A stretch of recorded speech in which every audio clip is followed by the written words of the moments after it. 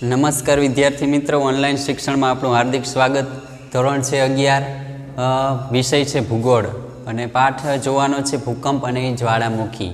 બરાબર છે કે આપણે ભૂકંપ અને જ્વાળામુખી। તો ભૂકંપ એટલે શું આપણે જોયું હતું કે ભૂકંપ એટલે શું થાય કે આ પૃથ્વી છે એની સંતુલિત અવસ્થામાં જ્યારે ખોરવાઈ જાય, બરાબર છે કે કંઈ અડચણો આવે કે ખોરવાવાના કારણે જે ખલેલ પહોંચે છે અથવા પૃથ્વીના પેટાળમાં જે સંતુલિત અવસ્થા છે એમાં ખલેલ પહોંચે છે, એના કારણે છે આ ભૂકંપ છે એ ઉદ્ભવે છે અથવા પૃથ્વીના પેટાળ છે, બરાબર છે, એમાં આકસ્મિક ધ્રુજારી ઉત્પન્ન થાય, એના કારણે આ ભૂકંપ છે એ ઉદ્ભવ થાય છે।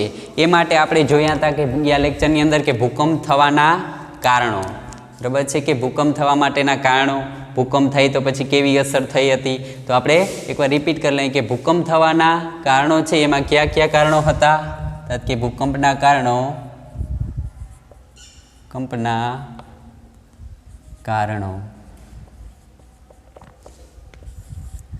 પહેલાં જ તમને કીધું કે ભૂકંપ એટલે એ થાય કે ભૂકંપ છે એ પૃથ્વીની સંતુલિત અવસ્થામાં, બરાબર, ખલેલ પડે છે, એના કારણે છે ભૂકંપ ઉદ્ભવે છે। તો આ ઉદ્ભવવાના કારણો કયા કયા જવાબદાર હતા? તો પહેલું કારણ હતું સ્તરભંગ પ્રક્રિયા,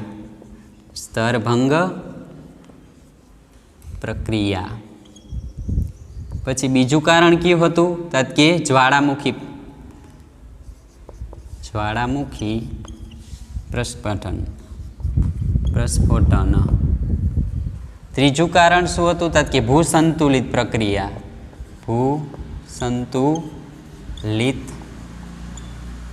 અથવા પરિસ્થિતિ। ચોથું કે પાણીની વરાળ,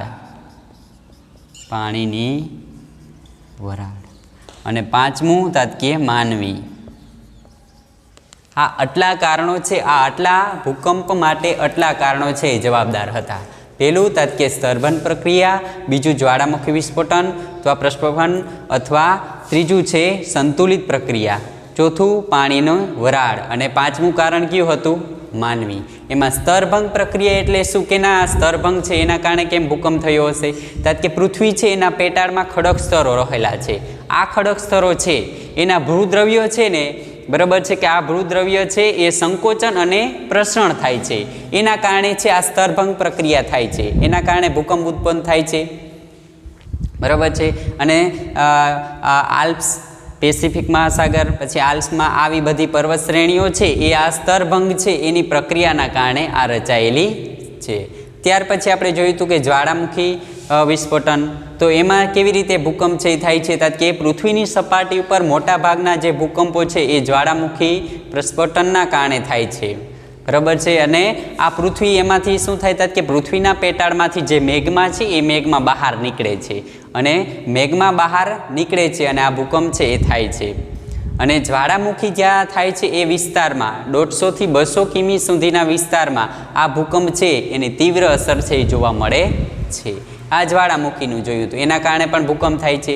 ત્યાર પછી આપણે જોયું હતું કે ભૂસંતુલિત પ્રક્રિયા, કે પૃથ્વી છે એની પરિસ્થિતિ, કે આ પૃથ્વી છે એનું પેટાળની જે સંતુલિત અવસ્થા છે એ ખોરવાઈ જાય છે, કે પૃથ્વીના પેટાળની સંતુલિત અવસ્થા છે એ ખોરવાઈ જાય છે, અને પૃથ્વી છે એની ફરીથી પાછી પુનઃસ્થિતિ સ્થાપવા માટે, બરાબર છે કે પુનઃસ્થિતિ સ્થાપવા માટે એની અંદર જે પૃથ્વીના પેટાળમાં રહેલી મેગ્મા છે, આ મેગ્મા એ શું છે કે આ મેગ્મા છે બહાર નીકળે છે, અથવા મેગ્મા છે એ પ્રસ્થાન કરે છે, અને એના કારણે પૃથ્વી છે એમાં આકસ્મિક ધ્રુજારી અથવા કંપન અનુભવે છે, એના કારણે પણ ભૂકંપ થાય છે। ત્યાર પછી આપણે જોયું હતું કે પાણીની વરાળ, તો પાણીની વરાળ કેવી રીતે થાય? કે પૃથ્વીની સપાટી ઉપર ઘણખર પાણી છે ત્યાં સમુદ્ર મહાસાગરોમાં જાય છે, અને અડધું પાણી છે પૃથ્વીના પેટાળની અંદર જમીનમાં નીચે ઉતરે છે, અને પૃથ્વીમાં આપણે જોયું કે પૃથ્વીનો ઉપરનો ઘન ભાગ જ છે એ ઘન પોપડો જ ઠરેલો છે, પૃથ્વીની પેટાળની તો અંદર હજી તો પ્રચંડ ગરમી રહેલી છે, એટલે પૃથ્વીની સપાટી પરનું જે પાણી છે એ પાણી જમીનની અંદર ઉતરતા જે જમીનની આંતરિક ગરમી છે એમાં ભળે છે, એટલે કે આ પાણી છે એની વરાળમાં રૂપાંતર થાય છે, પાણીની વરાળમાં રૂપાંતર થાય છે, અને પાણી કરતાં વરાળ કેટલી ગણી? 1300 ગણી વધારે છે, પાણી કરતાં વરાળ છે એ 1300 ગણી વધારે છે। આથી આ પાણીની વરાળના કારણે પણ ભૂકંપ છે એ થાય છે। ત્યાર પછી માનવી, કે માનવી એટલે કે મનુષ્ય દ્વારા કઈ રીતે? કે મનુષ્ય છે આ ધરતી ઉપર, બરાબર છે કે લાંબી લાંબી સુરંગો ખોદે છે, ખનિજો પેટ્રોલ મેળવવા માટે કૂવાઓ બોરો કરે છે. ત્યાર પછી તાત્કી મોટી ગગનચુંબી ઇમારતો બનાવે છે. રેલવે માર્ગ, સડક માર્ગ, આ બધા માર્ગો છે એને સમથળ કરે છે. અથવા કેટલાક પ્રયોગો, અણુ ધડાકા માટેના કેટલાક પ્રયોગો છે એ પણ પૃથ્વીની પેટાળની અંદર કરે છે. આના કારણે પણ ભૂકંપ છે એ જવાબદાર છે. આટલા કારણો હતા. પછી આપણે જોઈ હતી ભૂકંપની અસરો. ભૂકંપ છે એની અસરો કે ભૂકંપના કારણે ઘણી બધી અસર થાય છે. ભૂકંપની અસરો કે ભૂકંપ છે એની અસરોમાં શું થયું કે ભૂકંપના કારણે હજારો સંખ્યામાં લોકો છે મૃત્યુ પામે છે. પછી તાત્કે ઘણા બધા મોટા ઇમારતો, મોટા મકાનો છે એ જમીનદોસ્ત બની જાય છે. ભૂકંપના કારણે નદીઓ છે પોતાનો વહેણ માર્ગ બદલી નાખે છે. બરાબર છે કે 1950માં જે અસમમાં જ્યારે ભૂકંપ આવ્યો હતો, બરાબર છે કે આ ભૂકંપના કારણે દિહાંગ અને બ્રહ્મપુત્ર નદીએ પોતાનો વહેણ માર્ગ બદલી નાખ્યો. અને ભૂતકાળમાં જે આપણે સિંધુ નદી છે એ બરાબર છે કે ભૂતકાળમાં કચ્છના અખાતને મળતી હતી, અત્યારે હાલમાં પાકિસ્તાન થઈને વહે છે. પણ આ પણ ભૂકંપના કારણે જ જોવા મળે છે. ત્યાર પછી કે ભૂકંપના કારણે કેટલાક મકાનો છે જમીનમાં ગરકાવ થઈ જાય છે, જમીનની અંદર ઉતરી જાય છે. બરાબર છે. આમ 26 જાન્યુઆરી 2001માં આવેલો ભૂકંપ કચ્છમાં, બરાબર છે કે 7.9 રિક્ટર સ્કેલનો હતો. આ ભૂકંપ છે એના કારણે અસંખ્ય લોકો છે મૃત્યુ પામ્યા હતા. ઘણી જાનમાનહાનિ થાય છે.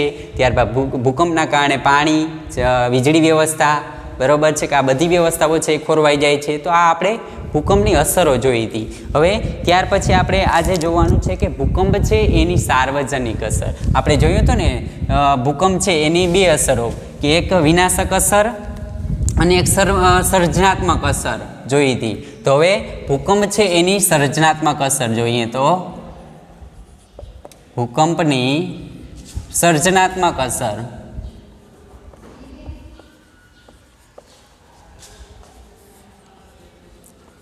બરાબર છે કે ભૂકંપના કારણે બે અસરો જોઈ.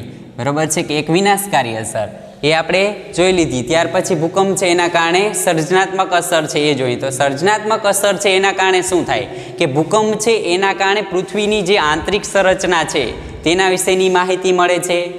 ત્યાર પછી કે ભૂકંપ છે, ભૂકંપ થવાથી કે ભૂકંપ છે એના કારણે જે પૃથ્વીના ખડક સ્તરો છે એના ઉપર દબાણ અથવા બરાબર છે ખેંચાણના બળના કારણે જે આ પૃથ્વીની સપાટી ઉપર છે ખેંચાણ દબાણના કારણે સ્તરભંગ અથવા ગેડીકરણ અનુભવાય છે. બરાબર છે કે પરિણામે મેદાનો, ઉચ્ચ પ્રદેશો, પર્વતો, ખીણ પ્રદેશો, ખંડીય છાજલીઓ, આવા ભૂમિ દ્રશ્યો છે એ રચાય છે. અને નવા જળ સ્ત્રોતો છે એની પણ માહિતી મળે છે. તો આ ભૂકંપ છે એના આ માહિતી મળી. ત્યાર પછી કે ભૂકંપ છે એના કારણે, બરાબર છે કે ભૂકંપ છે એના પેટાળમાં જે ખડકોના જે ઉથલાપુથલી થવાથી નવા ખનિજ તેલો છે એ પણ પ્રાપ્ત થાય છે. કુદરતી તેલ, ખનિજ તેલ, આ બધે માહિતીઓ છે એનું સંશોધન કરે છે. એના ઉપર સંશોધનકર્તાઓ છે એનું સંશોધન કરે છે. આ ઉપરાંત તે મેળવવામાં એને માહિતી છે વધારે સરળ બને છે. આ ઉપરાંત ભૂકંપની સર્જનાત્મક અસરમાં કે ભૂકંપ થવાથી કેટલાક સમુદ્રમાં, બરાબર છે, ટાપુઓ, દ્વીપ સમૂહો છે એ ઉત્પત્તિ થાય છે. બરાબર છે કે પૃથ્વીની સમુદ્રમાં દ્વીપ અથવા ટાપુઓ છે એનો ઉદ્ભવ થાય છે. અને આ ટાપુઓનો ઉદ્ભવ થાય છે હાલમાં જે, બરાબર છે કે કલકત્તામાં જે દક્ષિણમાં આવેલી બંગાળાની ખાડીમાં ન્યુમૂર ટાપુ છે એ આનું ઉદાહરણ છે, સર્જનાત્મક અસર. તો ભૂકંપ છે એની સર્જનાત્મક અસરની અંદર આપણે જોઈ શકીએ. તો પહેલું શું લખી શકીએ કે ભૂકંપના કારણે પૃથ્વી છે એની આંતરિક સંરચનાની જાણકારી મળે છે. લખી શકીએ કે ભૂકંપના કારણે પૃથ્વીની આંતરિક સંરચનાની જાણકારી મળે. આંતરિક સંરચનાની જાણકારી મળે છે. બરાબર છે કે ભૂકંપ છે એના કારણે પૃથ્વી છે એની આંતરિક સંરચનાની જાણકારી મળે છે. ત્યાર પછી કે ભૂકંપના કારણે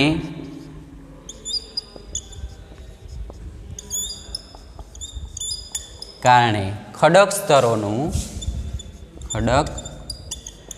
સ્તરો પર ખેંચાણ અને દબાણ બળના કારણે ખેંચાણ અને દબાણના કારણે સ્તરભંગ અને ગેડીકરણ થાય છે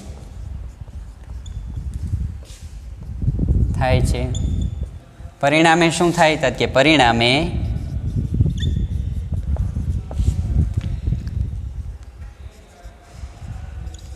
ભૂમિ દ્રશ્યો પરિણામે પર્વતો મેદાનો ઉચ્ચ પ્રદેશ ખંડીય છાજલી વગેરે ભૂમિખંડોની રચના થાય છે વગેરે ભૂમિખંડોની અથવા વગેરે ભૂમિખંડો નિર્માણ થાય છે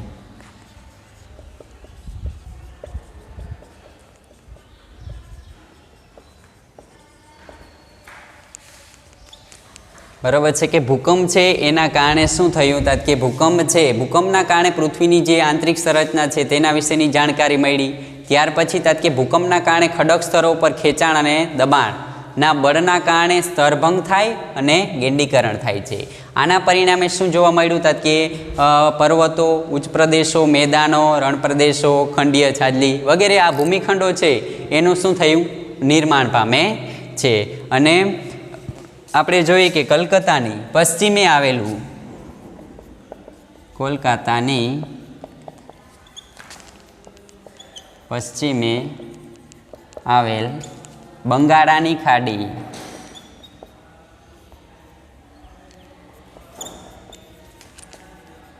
ખાડીમાં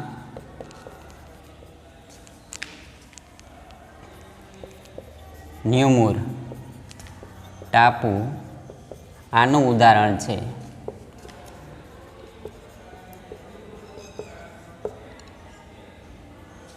બરાબર છે કે કલકત્તામાં પશ્ચિમે આવેલા બરાબર છે કે પશ્ચિમે આવેલા બંગાળાની ખાડીમાં આવેલો ન્યુમુર જે ટાપુ છે એ આનું ઉદાહરણ છે આ ઉપરાંત ભૂકંપના કારણે શું થાય કે ભૂકંપના કારણે સમુદ્રની અંદર દ્વીપ સમૂહ અથવા ટાપુઓ છે બરાબર છે એની રચના થાય છે એના કારણે આ જે પશ્ચિમમાં કોલકાતામાં આવેલો ન્યુમુર ટાપુ છે ને આનું ઉદાહરણ છે તો આ હતી ભૂકંપ છે એની સાર્વજનિક અસર આ ઉપરાંત હજી એક અસર લખી શકાય કે ભૂકંપ છે એના ઉથલાપુથલના કારણે ખનિજો પ્રાપ્ત થાય છે નવા જળ સ્ત્રોતો છે એ પ્રાપ્ત થાય છે આ હતી ભૂકંપ છે એની સાર્વજનિક અસર ત્યાર પછી આવે છે ભૂકંપ છે એના કારણો બરાબર છે હવે એના પછી આવે છે કે ભૂકંપ છે એના કારણો કયા રીતે અથવા કારણો જોયા હતા અને હવે ભૂકંપ છે એના પ્રકારો કે ભૂકંપ છે એના કેટલા પ્રકાર છે કેટલા પ્રકારે ભૂકંપ છે એ થાય છે તો ભૂકંપ છે એ 3 પ્રકારે થાય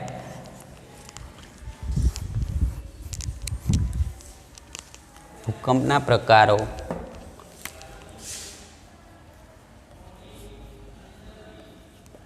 ભૂકંપના પ્રકારો ભૂકંપ પ્રકાર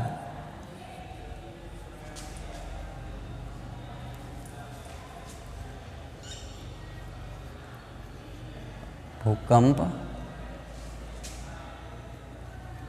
પ્રકાર કે આ ભૂકંપ પ્રકાર છે બરાબર છે એ કે 3 પ્રકારે થાય છે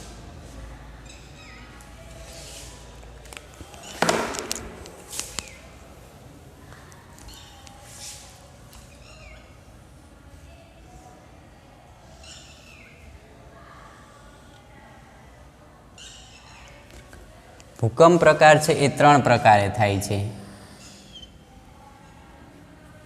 પહેલો કે ઉત્પત્તિના આધારે બરાબર છે પહેલો ઉત્પત્તિના કારણના આધારે ઉત્પત્તિના કારણના આધારે બીજો કે ભૂકંપ કેન્દ્ર છે એના ઊંડાઈના આધારે, બીજો છે એ શું કીધો હતા કે ભૂકેન્દ્રની ઊંડાઈના આધારે, ભૂકેન્દ્રની ઊંડાઈના આધારે, ભૂકેન્દ્ર છે એની ઊંડાઈના આધારે. અને ત્રીજો છે સ્થાનના આધારે.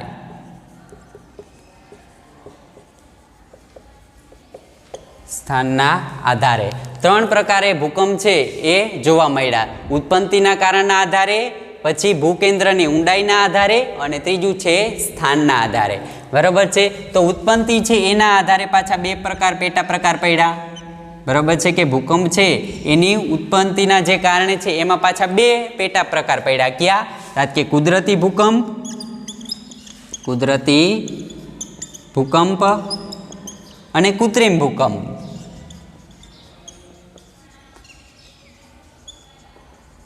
બરાબર છે. ત્યાર પછી ભૂકેન્દ્રની ઊંડાઈના આધારે પાછા ત્રણ પેટા પ્રકાર પડ્યા આના. બરાબર છે કે કયા ત્રણ પ્રકાર? કે છીછરો ભૂકંપ, છીછરો ભૂકંપ, પછી મધ્યવર્તી ભૂકંપ, મધ્યવર્તી ભૂકંપ અને ત્રીજું છે પૃષ્ઠીય ભૂકંપ.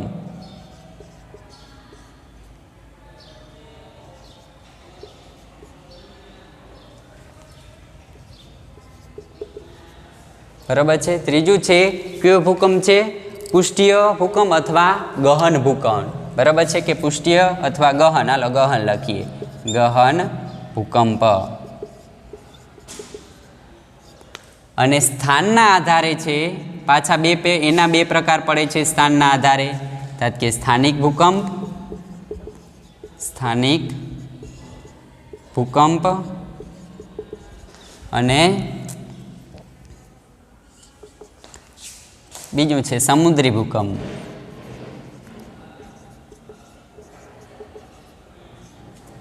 બરાબર છે કે ભૂકંપ પ્રકાર છે. ભૂકંપના કેટલા પ્રકાર? મુખ્ય ત્રણ પ્રકાર. ક્યાં હતા? કે ઉત્પત્તિના આધારે ભૂકંપ, કેન્દ્રની ઊંડાઈના આધારે ભૂકંપ અને સ્થાનના આધારે ભૂકંપ.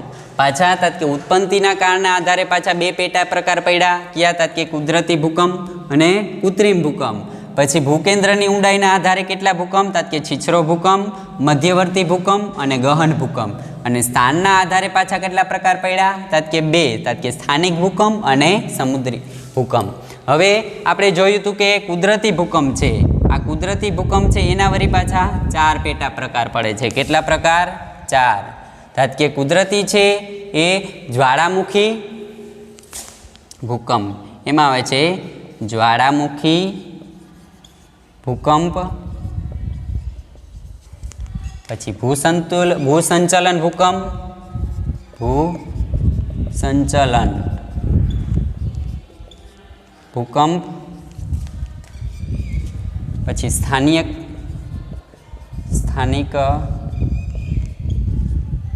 ભૂકંપ અને ચોથું છે મહાસાગરના તળ ભૂકંપ, મહાસાગર તળ ભૂકંપ. બરાબર છે કે આટલા ભૂકંપ છે એ જોવા મળે છે અથવા સમસ્થિતિક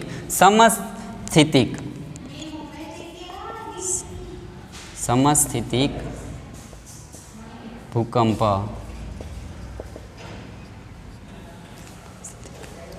બરાબર છે કે આ ભૂકંપ છે એના પ્રકારો જોવા મળ્યા કે ભૂકંપ છે એના કેટલા મુખ્ય ત્રણ પ્રકાર: ઉત્પત્તિના આધારે ભૂકંપ, ભૂકેન્દ્રની ઊંડાઈના આધારે ભૂકંપ અને સ્થાનના આધારે ભૂકંપ. ઉત્પત્તિના કારણે પાછા બે પેટા પ્રકાર પડ્યા. ક્યાં હતા? કે કુદરતી ભૂકંપ અને કૃત્રિમ ભૂકંપ. ભૂકેન્દ્રની ઊંડાઈના આધારે કેટલા હતા? કે ત્રણ: છીછરો ભૂકંપ, મધ્યવર્તી ભૂકંપ અને ગહન ભૂકંપ. અને સ્થાનના આધારે કેટલા હતા? કે સ્થાનિક ભૂકંપ અને સમુદ્રી ભૂકંપ. હવે એમાં કુદરતી ભૂકંપ છે કે આ કુદરતી ભૂકંપની અંદર કે જ્વાળામુખી ભૂકંપ, ભૂસંચલનના કારણે ભૂકંપ, સમસ્થિક ભૂકંપ અને મહાસાગરોમાં તળમાં જે આવે છે એ ભૂકંપ. બરાબર છે, આનો સમાવેશ થયો. આમાં તો આ છીછરો ભૂકંપ છે, ભૂકેન્દ્રની ઊંડાઈમાં છીછરો ભૂકંપ. તો આપણે જોયું હતું કે પૃથ્વી છે એની સપાટી પરથી ભૂકંપ કેન્દ્ર વિસ્તાર કેટલો 700 કિમી સુધી રહેલો છે. કે પૃથ્વીની સપાટીથી જે ભૂકંપ કેન્દ્ર વિસ્તાર છે એ 700 કિમી સુધી રહેલો છે. એમાં છીછરો ભૂકંપ છે એ પૃથ્વીની સપાટીથી 60 કિમી અંતર, બરાબર છે કે પૃથ્વીની સપાટીથી ઊંડાઈમાં 60 કિમી અંતર સુધી થતા જે ભૂકંપો છે એને છીછરો ભૂકંપ કહેવાય. પછી મધ્યવર્તી જે ભૂકંપ હતો એ પૃથ્વીની પેટાળની અંદર 60 થી 250 કિમી સુધીના અંદરમાં જે થતા ભૂકંપો છે એને મધ્યવર્તી ભૂકંપ કહેવાય. અને ગહન ભૂકંપ એટલે કે 250ની પૃથ્વીના પેટાળની અંદર 250 થી જે 700 કિમી સુધીના અંતરમાં જે થતા ભૂકંપો છે એને ગહન ભૂકંપ કહેવાય છે. તો આ આપણે જોયું હતું. આ હતા ભૂકંપ છે એના પ્રકાર. ત્યાર પછી હવે આ ભૂકંપ છે એના પ્રકાર છે એ માપવા માટે, બરાબર છે કે માપવા માટે કેટલા હતા કે 2 પદ્ધતિ છે ભૂકંપ છે એ પ્રકાર છે માપી શકાય. કે આ 2 પદ્ધતિથી આપણે ભૂકંપ છે એ માપી શકાય. તો કે ભૂકંપ માપદંડ, ભૂકંપ માપવા 2 પ્રકાર છે. કયા 2 પ્રકાર ભૂકંપ માપવા માટે? 2 પ્રકાર કે રિક્ટર સ્કેલ, રિક્ટર માપન, અને બીજું છે બરાબર છે કે બરકાલી, મરકાલી માપન.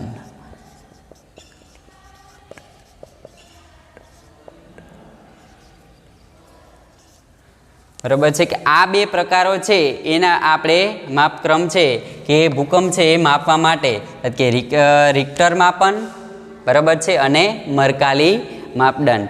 રિક્ટર માપન છે, બરાબર છે કે આ રિક્ટર છે, રિક્ટર માપન દ્વારા શું કરી શકાય કે ભૂકંપ છે કેટલી તીવ્રતાનો છે એના વિશેની માહિતી રિક્ટર સ્કેલના આધારે આપણે જાણી શકાય કે કેટલી તીવ્રતાનો ભૂકંપ છે એ. અને મરકાલી માપદંડ છે, બરાબર છે કે આ મરકાલી માપદંડ છે એ ભૂકંપ છે એની વ્યાપકતા દર્શાવવા માટે આ મરકાલી માપદંડ છે એ વપરાય છે અથવા માપક્રમ.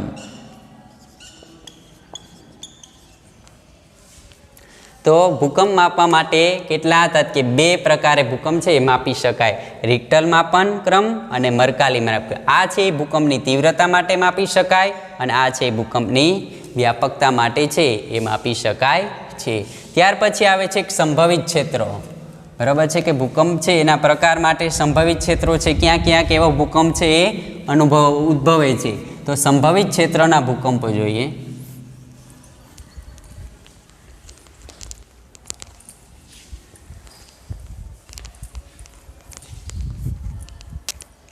સંભવિત ક્ષેત્રોમાં ભૂકંપો, સંભવિત ભૂકંપ ક્ષેત્ર.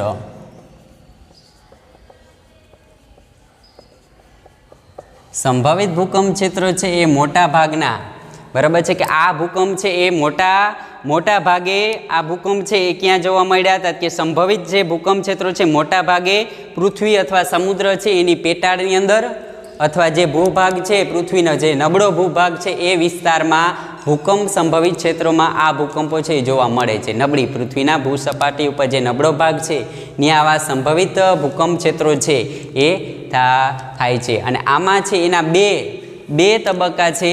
આ 2 તબક્કામાં અથવા 2 પટ્ટામાં છે આ ભૂકંપો જોવા મળે છે. સંભવિત ભૂકંપ ક્ષેત્રો છે મુખ્ય 2 પટ્ટામાં વહેંચાયેલા છે, બરાબર છે. કયા 2 પટ્ટામાં? તો કે પેસેફિક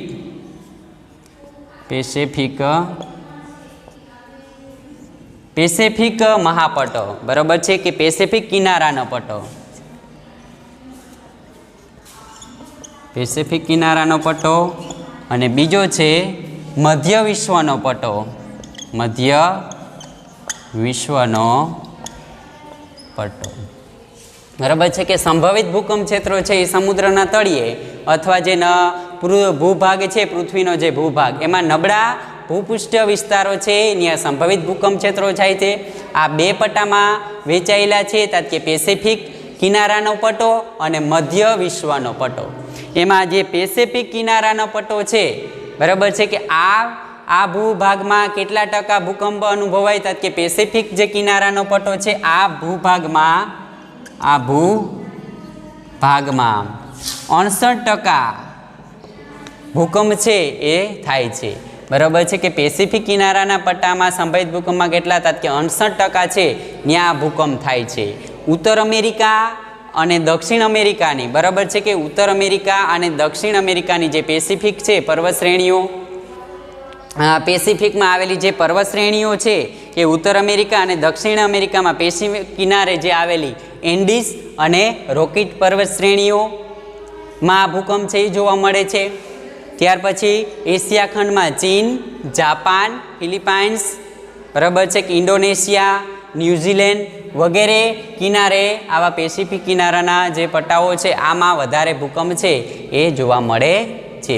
કે આ ભૂમિ ભાગ પર 68% ભૂકંપો છે એ જોવા મળ્યા. બરાબર છે કે અમે ઉત્તર અમેરિકા, દક્ષિણ અમેરિકા, પેસિફિક કિનારે એન્ડીઝ પર્વત શ્રેણી એન્ડીઝ અને બરાબર છે કે આ પર્વત શ્રેણીઓ છે આમાં પણ ભૂકંપ છે એ જોવા મળે છે. અને એશિયા ખંડમાં ચીન, જાપાન, ફિલિપાઇન્સ, ઇન્ડોનેશિયા, ન્યૂઝીલેન્ડ વગેરે પર્વત શ્રેણીઓ છે એમાં આ પ્રકારનો ભૂકંપ છે એ જોવા મળે છે.